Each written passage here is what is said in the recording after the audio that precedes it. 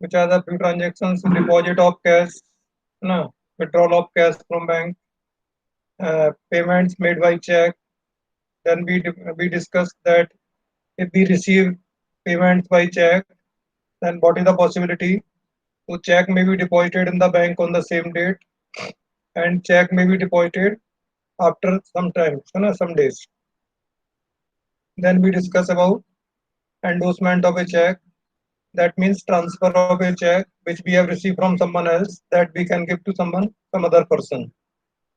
So now let us discuss more transactions.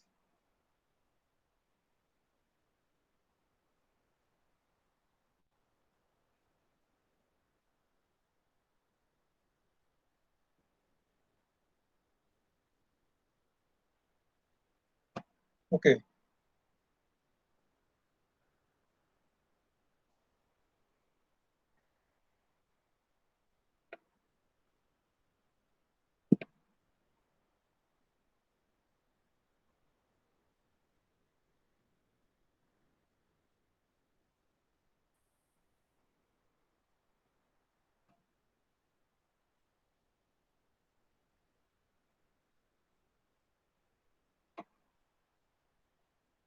Now,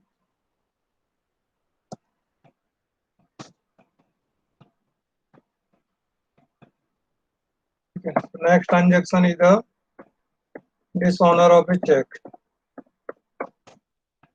Sir, Yes, please. circle endorsement for a check की हो रहा है ना entry. Endorsement of check की entry नहीं लिखी थी हमने. ओके ओके ठीक है.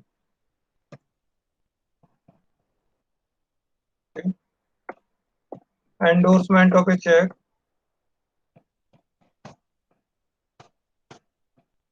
So again, there are two possibilities, just like the deposit of check. Number A, check is endorsed on the same date. Okay, check is endorsed on the same date means the date on which we received it. If the check is endorsed on the same date, then what will be the entry?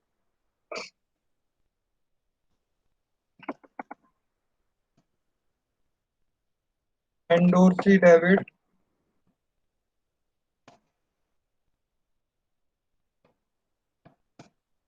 endorsee debit. Endorsee means to whom the check is given or endorsed. Okay, to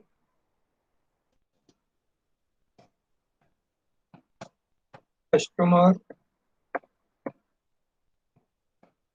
public debtor,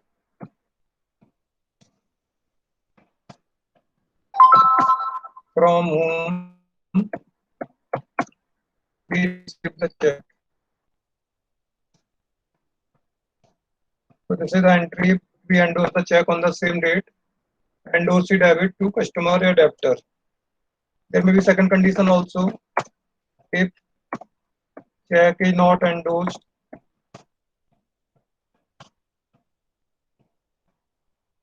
on the same date, and the same just like the deposit of check, endorsement may be done on some later date. If this is so, then we have to pass two entries. Number one, on the date of receipt of a check, and we receive check and we don't neither deposit in the bank nor we endorse, then there will be this entry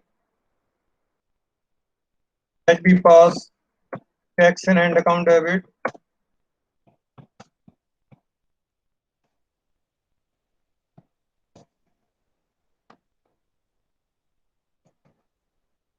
tax and end account debit to customer or debtor, as it has come earlier also. और पिछली entry में जो आया है same customer और debtor जिससे check मिला. customer or debtor, and number 2, on the date of endorsement,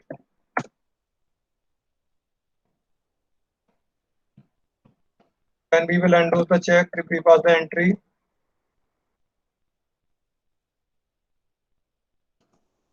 endorse debit,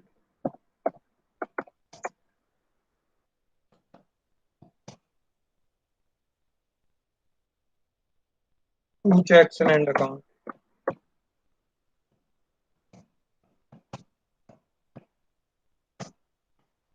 So these are the two situations. If the check is endorsed on the same date, like it is deposited on the same date, the only difference is here we write bank account if we deposit. In case of endorse, we write the endorsee. Other things are same. If check is not deposited on the same date, again we have to pass two entries like the deposit. Two entries are this. First, on the date of receipt, when we receive the check, entry will be checks and end account debit to customer. Then when we will endorse debit to checks and end. So when we receive check and not deposit, this check remains in the checks and end account. Later on, either we can endorse it or we can deposit it. So if we deposit it, we debit the bank account here, and if we endorse it, and endorse this account is debited. Okay. So this is the endorsement. Now next topic is the dishonor of a check. Dishonor of a check. What is the meaning of dishonor of a check? Can any of you tell me? What is dishonor? Aditi, can you define dishonor? Do you know something about dishonor? Sir अगर किसी भी reason से cheque bank में deposit नहीं हो पाता है। Bank में डिपॉजिट नहीं हो पाया ना? Okay, anyone else? Yes sir. Sairam, और कोई बताएगा? सर अगर हाँ बोलो बोलो। सर अगर टाइम लिमिट जो 3 मंथ्स की होती है उसके अंदर अगर वो चेक डिपॉजिट ना हो जाए तो? Very good. कौन बोल रहा है? सर पूर्वी। पूर्वी, हाँ गुड पूर्वी। Anyone else? और कोई बताएगा? हो जाता है हाँ जी सर, चेक बाउंस होना। हाँ, चेक बाउंस होना, चेक डिसऑनर की बात है। क्या मतलब हुआ इसका? What is the meaning of bouncing of cheque? Jump करके बाहर निकल गया है ना, like ball bounces, cheque also bounces. Okay, see नहीं सर, वो चेक व्हाट वैलिड नहीं है। Happens? Okay, so what we sir discussed that yes please, हाँ बोलो। सर ऐसा भी तो हो सकता है कि जिसने हमें चेक दिया और जब हमने उसे डिपॉज़िट किया तब जिसने हमें चेक दिया था उसके अकाउंट में उतना पैसा ही नहीं बचा। हाँ ये भी तो बहुत वैलिड रीजन है ना, ओके। तो बहुत वैलिड रीजन है। This is the true answer. so but this is not the only reason है ना। so normally we say if bank refuses to make the payment of a check because of any reason, है ना, that is called dishonor of a check. so what I discussed in the beginning, whenever we receive a check from any person, ultimately that check must reach to the bank for payment, है ना। किसी से भी check मिला हो, ultimately जाएगा कहाँ पर वो cheque? Ram, where will it reach? Bank में, है ना, बैंक में जाएगा, बैंक में, because it is to be an cash. उसका पेमेंट लेना हो, चाहे बैंक में अकाउंट में जमा करा हो, चाहे काउंटर पे लो, बट अल्टीमेटली जाएगा कहाँ? बैंक में जाएगा। when it will reach to the bank, who will make the payment or deposit in the account of the customer? Bank. so when the check reaches to the bank, banker checks this check from many angles, है ना। Banker क्या देखता है उस check पे? क्या क्या लगता होगा आपको? क्या क्या चेक करता है बैंक में? जब आप चेक लेके जाएंगे किसी का भी, तो बस चेक है इसलिए बैंक उसका इमीडिएट पेमेंट कर देगा without seeing anything, blindly it is paid by bank. Sairam, no sir. so what does bank usually check? Sir देखिए डेट बैंक चेक क्या करते देखता हैं है? Sir signature. हाँ पहली चीज तो उसने डेट देखा, वेरी गुड, सिग्नेचर भी इंपॉर्टेंट है। डेट में क्या देखता है कि वो, है ना, कि जिस डेट में चेक लिखा है वो तारीख आ गई है कि नहीं आ गई है। जैसे आज 21 जुलाई है और आपने चेक पे 25 जुलाई रख दिया, है ना, you have written 25th of July on the cheque, और 25 जुलाई लिख के वो चेक किसी को दे दिया। डेट क्या लिखी चेक के ऊपर आपने? 25th of July। लिख सकते हैं कि नहीं लिख सकते? Can be right it Yes, और sir. नॉट? लिख सकते हैं, हमारी मर्जी, कुछ भी लिख दी डेट तो उसके ऊपर, है ना। नो वन कैन स्टॉप अस।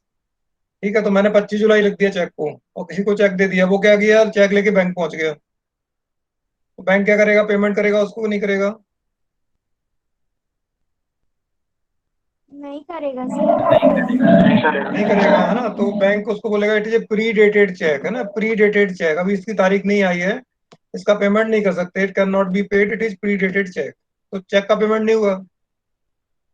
और मे बी जब मैंने चेक दिया था उसको दिए वो 3 महीने से ज्यादा का टाइम निकल गया, जब वो लेके पहुंचा पेमेंट के लिए, it is more than 3 months time, he presented the cheque in the bank after 3 months period of time.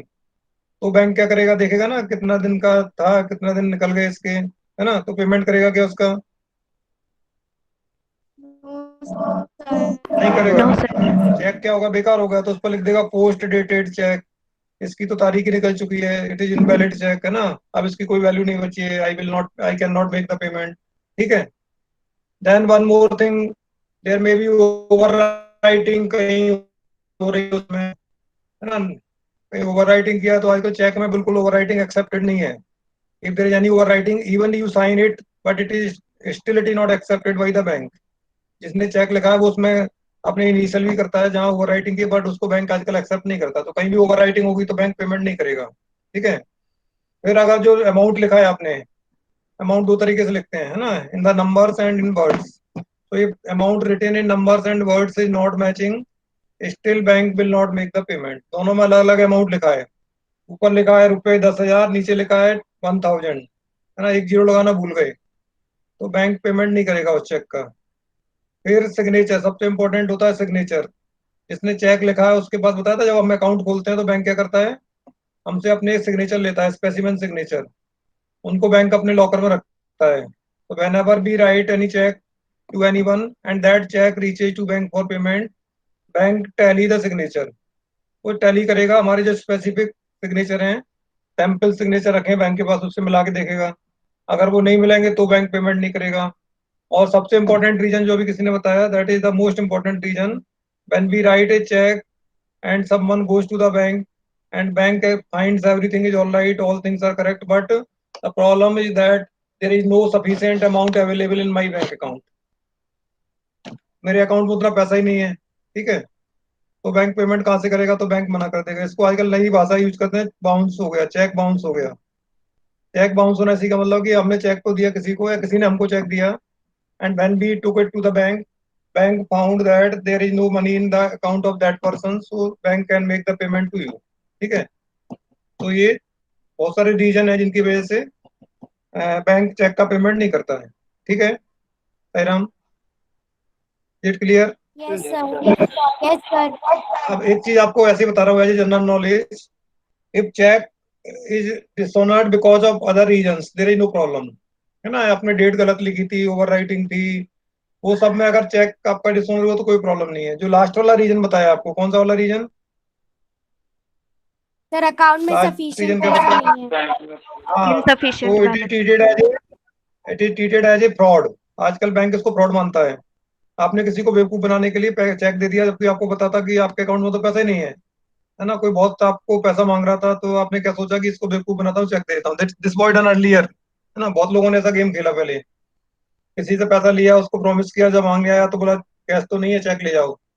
अब कि मुझे पता है कि मेरे अकाउंट में तो पैसा नहीं है, तो क्या करता, तो आदमी परेशान होगा, वापस आएगा तब तक एक आध महीने का टाइम निकल जाएगा। तो this now has become an offence, अब एक क्राइम हो गया है। और अगर आपके इस पे अकाउंट में बैलेंस नहीं है, पैसा नहीं है, और आपने किसी को चेक दिया और चेक बाउंस होता है, it's a criminal offence and it can be imprison for 2 years, उस पर 2 साल की सजा हो सकती है। तो आप किसी को चेक देने से पहले इंश्योर कर लेना कि आपके अकाउंट में पैसा है कि नहीं है, that is very important now it clear, है ना। तो एक कॉमन नॉलेज की बात है कि जब भी आप चेक दे रहे हैं किसी को, तो पहले चेक कर लो अपने अकाउंट का बैलेंस। आजकल तो ऑनलाइन बैंकिंग अवेलेबल है, नेट बैंकिंग है, मोबाइल बैंकिंग है, यूनो ऐप आ गया है एसबीआई का, अगर एसबीआई में अकाउंट है तो उससे 1 सेकंड में आप अपना पूरा अकाउंट देख सकते हो, चेक कर सकते हो। तो before writing cheque, before giving cheque to anyone, please check your balance first whether sufficient balance is available in my account or not. अगर आपने चेक दे दिया और आपके अकाउंट में बैलेंस नहीं है and cheque bounces that may create a new problem for you, उसके against में एफआईआर हो सकती है on the choice of the bank और aggrieved party and you can be imprison for 2 years। ठीक है, 2 साल की सजा का प्रोविजन है उसके ऊपर। ठीक है सही राम। तो whenever a check, हाँ जी, तो बी केयरफुल। तो चेक डिसऑनर होने का मतलब क्या होता है? चेक का पेमेंट नहीं हुआ, है ना। जैसे आप एग्जांपल ले लो, I suppose payment made to Ram by cheque, हमने राम को पेमेंट किया चेक से, तो एंट्री क्या की होगी? पहले लिख चुके ना, पेमेंट मेड बाय चेक, कल डिस्कस किया था पेमेंट्स मेड बाय चेक। तो person expense account debit to bank account, entry की देखो अगर आपको याद, third number entry, bank transaction में एंट्री नंबर 3। सर आपको creditor debit to bank account. Creditor debit to bank account है ना, कस्टमर है क्रेडिटर, जिसको हम बोलो राम नाम है उसका, जिसको चेक दिया उसका नाम राम है, तो एंट्री क्या की? Ram debit to bank account. ठीक है, इसका मतलब क्या हुआ? इफेक्ट क्या हुआ इसका? टेक्निकल इफेक्ट क्या हुआ? जब हमने चेक दे दिया किसी को तो उसका इफेक्ट क्या हुआ? सही राम, इसका इफेक्ट क्या हुआ? It means that we have made the payment to that person, now he has no more a creditor. यही हुआ ना। क्रेडिटर क्यों था वो? Why he was a creditor? सही Ram, yes sir. Why was he a creditor? Sir क्योंकि हमें उसे पेमेंट करना था। पेमेंट करना था, वेरी गुड, है ना। अब हमने क्या किया? चेक दे दिया, मतलब क्या किया? पेमेंट कर दिया। चेक दे दिया मतलब क्या किया? पेमेंट कर पेमेंट दिया। कर दिया। पेमेंट कर दिया। ठीक है, तो खत्म हो गया काम, है ना। चेक दे दिया, पेमेंट हो गया। अब वो चेक पेमेंट नहीं हुआ, उसका चेक का पेमेंट नहीं हुआ, डिसऑनर हो गया, तो उसको चेक का पेमेंट मिला क्या? जो आपने पेमेंट किया उसको पेमेंट मिला क्या? नो सर, नहीं मिला। तो वो क्या चेक करेगा? पैसा अपना छोड़ देगा, दोबारा वापस मांगने आएगा कि आपका चेक तो बाउंस हो गया, डिसऑनर हो गया, मुझे पैसा दो, मांगने आएगा कि नहीं दोबारा आएगा? आएगा। आएगा सर। आएगा। Okay, very good. So this is the technical effect when the check is rejected, check is dishonored. The person to whom we made payment by check, he did not receive the payment. So his status is to be restored, है ना। जिस condition में वो था पहले, उसी condition में वापस लाना पड़ेगा आपको। अभी भी वो आपका क्रेडिटर है। हमने तो क्या किया? क्रेडिटर खत्म कर दिया एंट्री करके, bank Ramlal debit to bank account, Ramlal का अकाउंट खत्म हो गया, हमने तो कर दिया, पेमेंट हो गया उसका। अब उसको तो पेमेंट मिला नहीं, है ना। तो मिश्रा सर एक स्टेटमेंट बोलते हैं जब पीटी कराते हैं, आपको बार बार बोलते हैं जैसे थे, है ना। साईराम, याद है क्या आपको? हाँ सर। जैसे जैसे थे तो क्या हुआ? यहाँ क्या हुआ? टेक्निकली जैसे थे वैसा आना पड़ेगा। तो जैसे थे आने के लिए क्या करना पड़ेगा? जो पहले एंट्री की तो उसको कैंसिल करना पड़ेगा। पहले एंट्री क्या की थी आपने जब चेक इशू किया था? तब creditor debit to bank account, ये एंट्री की थी ना। यानी पेमेंट कर दिया क्रेडिटर को और बैंक से पेमेंट किया, तो बैंक बैलेंस कम हो गया। अब बैंक से पेमेंट तो हुआ नहीं, तो क्या करोगे? इसको क्रेडिट किया था उसको डेबिट करो, तो एंट्री होगी बैंक अकाउंट डेबिट। ठीक है, bank account debit to creditor,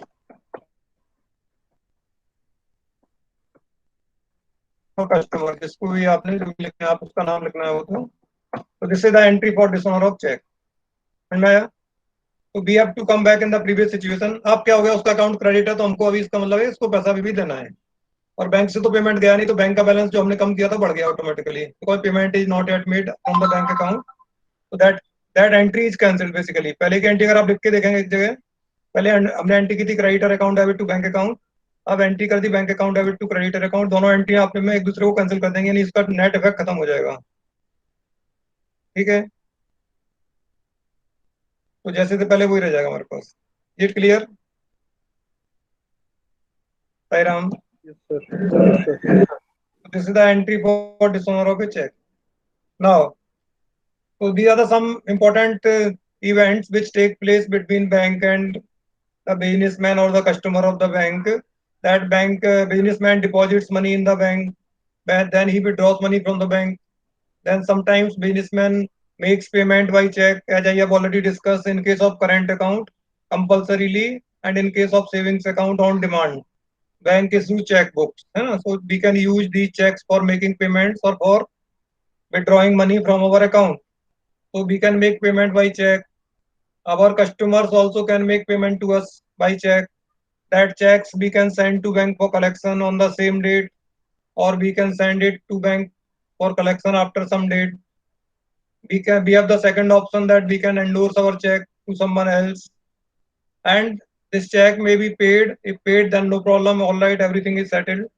But sometimes this check may be dishonored. Okay, so this check is dishonored, then we have to pass this entry bank account debit to creditor or customer. In addition to this, nowadays bank provides many services to the customers. Like bank makes payment on behalf of the customer, like payment of insurance premium, payment of rent. So many payments are made by bank on behalf of their customer as per the standing instruction of the bank. So if you are a customer of the bank, you can give in writing a instruction to the bank that please make these payments on my behalf whenever they are due. Bank will make the payments on your behalf. है ना? So that is the payments made by bank on behalf of customers. Customers means here business, है ना? Who is the customer for a bank? Customers means business, है ना? Payments made by bank on behalf of customers or business. Entry will be इसका ही payment किया bank ने. Concerned expense account debit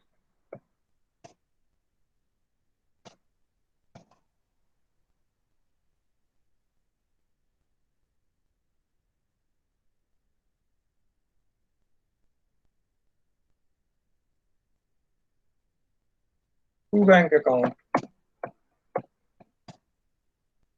Concerned expense account debit to bank account. So bank will make the payment, and when you see your passbook, जब आप passbook check करेंगे तो आपको मालूम चलेगा कि बैंक ने पेमेंट किया है. Then you can record this transaction in your books of account. This entry will be जैसे insurance premium paid by bank, तो insurance premium account debit to bank account. और school fees of the child को तो drawings हो जाएगा, पर क्योंकि child is of businessman not of the business, business का कोई बच्चा नहीं होता है, तो वो ड्राइंग्स में जाएगा. But drawings account debit to bank account, है ना? If school fee of the child of businessman is paid by bank, that will be the drawings. So bank can make the payments on behalf of customers as per their standing instructions. Similarly, bank collected incomes on behalf of customers. Sometimes bank also collect money on our behalf and deposits that money in our account, like dividend collected by bank or commission collected by bank. So bank collect this income and deposits it in our account. So entry is opposite of this, bank account debit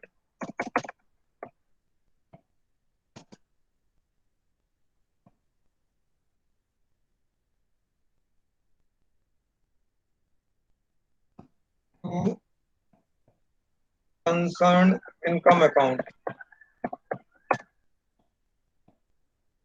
ठीक है, to concerned income account. Suppose dividend collected by bank, तो bank account debit to dividend account. Commission collected by bank, bank account debit to commission account. So whatever incomes are collected, because incomes are credited, so they are collected. And bank is a receiver, or bank balance is increasing, asset is increasing, so that's why it is debited. Okay, are you understanding this, Sairam? Yes, sir. Sir. Yes, sir. Now try to understand two more things, important things. What happens? I started with opening of account. Whenever we open the account in the bank, what we need to do? We have to deposit minimum amount in the bank account. Okay. Then this process continues. And we deposit money, we withdraw money, we deposit money, withdraw money. So what the account may show? Our account may show credit balance, or our account may show debit balance. है ना? For a customer, credit balance means our amounts are deposited. हमारा पैसा bank में deposit है. और debit balance हो गया तो इसका मतलब कि हमने ओवरड्राफ्ट कर लिया, बैंक से लोन ले लिया। बताया था ना, ओवरड्राफ्ट ले सकते हैं हम लोग। तो अगर हमारा पैसा डिपॉजिट है बैंक में, डिपॉजिट से, तो बैंक क्या करेगा, हमको इंटरेस्ट देगा। ठीक है। और अगर हमने लोन ले लिया, ओवरड्राफ्ट कर लिया, ज्यादा पैसा निकाल लिया, तो बैंक उस पर इंटरेस्ट लेगा। बट बैंक ना तो ये पैसा इंटरेस्ट ना तो कैश में आपसे लेगा कि आपको बोलेगा इंटरेस्ट दे के जाओ इतना, ना आपको बोलेगा कि इंटरेस्ट लेके जाओ। What banks do, bank will credit the interest in your account. अगर आपको इंटरेस्ट देगा तो आपके अकाउंट में क्रेडिट कर देगा, अगर आपसे इंटरेस्ट लेना होगा तो आपके अकाउंट में डेबिट कर देगा। ठीक है। So this is adjusted by debiting और crediting in your bank account. Similarly a bank provide some services, उसके लिए बैंक चार्जेज लेता है, पता है ना, बैंक चार्जेज लेता है। तो वो चार्जेज भी आपके अकाउंट में डेबिट करेगा, आपसे कैश में नहीं लेगा कुछ भी। तो these entries are pass for, तो पहली एंट्री है interest credited by bank on our deposits, है ना। अगर हमारा पैसा डिपॉजिट है, और money is lying in the bank, then bank will give us interest, है ना। ये बेसिकली क्या हो गया, इंटरेस्ट रिसीव्ड हो गया। Bank is giving interest to us, so we are receiving this interest, है ना। It means it's income. Interest credited by bank is income, and incomes are credited, है ना। इनकम क्रेडिट होती है नॉमिनल अकाउंट के rule के हिसाब से। तो एंट्री क्या होगी, bank account debit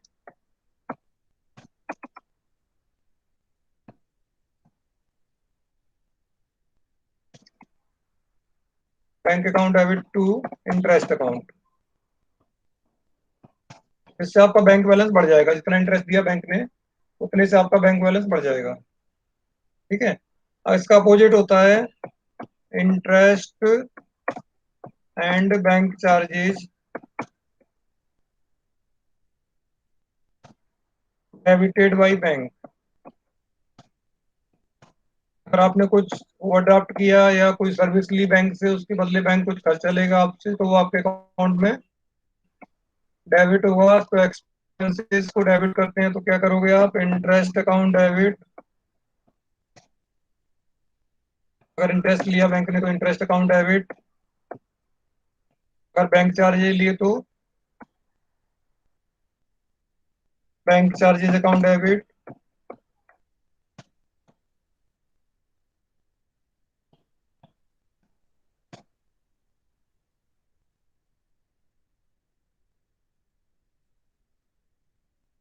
to bank account,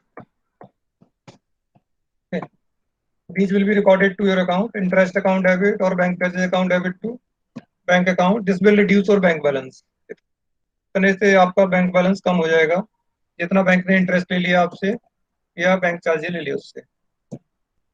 ठीक है, it clear Sairam? Yes, sir. Now one more possibility there, that is the direct deposits by customers in our bank account.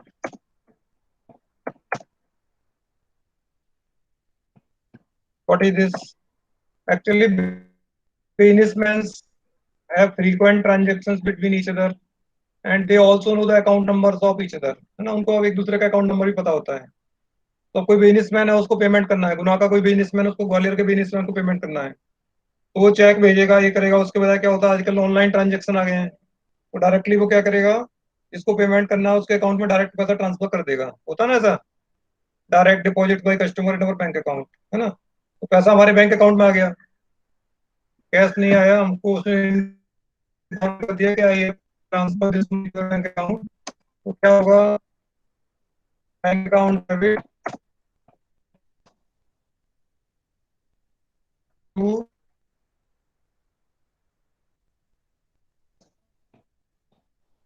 Customer public debtors account. So bank account will be debited because bank balance will increase. Bank is the receiver, and the person who has deposited money, his account will be credited. So that is the direct deposits by customers in our bank account. अगर किसी ने transfer किया तो हो सकता है। ऐसे ही कभी कभी हम अपने अकाउंट में ट्रांसफर कर सकते हैं। We can transfer money from one account to other account. तो जिस अकाउंट में ट्रांसफर कर रहे हो उसको डेबिट करोगे और जिस अकाउंट से ट्रांसफर कर रहे हो उसको क्रेडिट करेंगे, है ना। जैसे करंट अकाउंट से हमने सेविंग्स अकाउंट में कुछ पैसा ट्रांसफर की तो savings account debit to bank account, है ना। Current account means bank account. तो these are the transactions which take place between bank and the customer, ठीक है। तो these almost entries we have covered. Some entries are left that we will continue to discuss in between, and one category of entries is left, that is the adjustment entries, you know, that we will discuss later. Adjustment entries, normally adjustment entries are passed at the end of the accounting year, okay, but sometimes nowadays there is a bad practice. They give adjustment entries in between the simple general entries, है ना। आजकल थोड़ा गड़बड़ किया लोगों ने कि वो सिंपल जनरल एंट्रीज के बीच में एडजस्टमेंट एंट्रीज भी देने लगे हैं। So we have to understand what adjustment entries are to be passed, that we will discuss. But normally these entries we have to record, है ना। So one, this all is clear to all of you. So two sets of transactions we discussed so far. One set of transactions were transactions without bank, and second set is the transactions with bank, है ना। So any transaction can take place in cash, or any transaction can be in form of checks or through bank, है ना। So that is possible. So we can purchase goods. Now three options are there. We can purchase goods on credit. We can purchase goods by making payment in cash, or we can purchase goods by making payment through check. So these all possibilities are there. Entries are same. Purchase account debit ही होगा, credit purchase किया तो creditors account credit, cash payment किया तो to cash account, cheque से payment किया तो to bank account. Sairam, are you there? Yes, sir. तो आप ज्यादा बोर हो रहे हो कि समझ में आ रहा है कुछ, क्या हो रहा है? Are you getting bore? Sir, आ रहा है।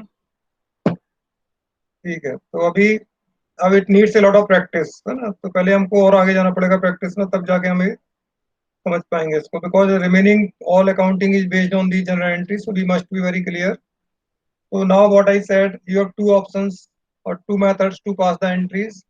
एक तो मेथड आपको हो गया कि आप तो लॉजिक अप्लाई करें, कौन सा अकाउंट है, which two accounts are involved, है ना, which account is debit, which account is debited, which account is credited, and sorry, which are the two accounts involved, which is the category of these two accounts, and according to the category, according to the rules of debit and credit, which account should be debited and which account should be credited. Second option is that you learn these entries, mostly these entries are passed, इससे भी आप entries कर सकते हैं। ये entry देख देख के शुरू में करेंगे तो बाद में अपने आप को समझ में आने लगेंगे। In few questions you have to follow these entries, then you can automatically understand what entries are to be pass, ठीक है। That will be different way, अपना अपना तरीका। कुछ बच्चे इसको समझ के करेंगे, कुछ बच्चे अपना ऐसे ही इसको याद करके या देख के एंट्रीज को करेंगे। हाँ जी, Sairam.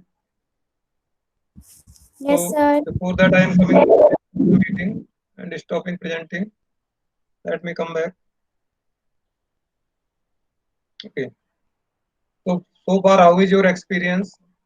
Are you able to understand or not? I want to know. I want to spend some time on this. Are you all able to understand or not? Yes, sir. आपको समझ में आ रहा है? कितना समझ में आ रहा है? कितना कितना समझ में आ रहा है? I want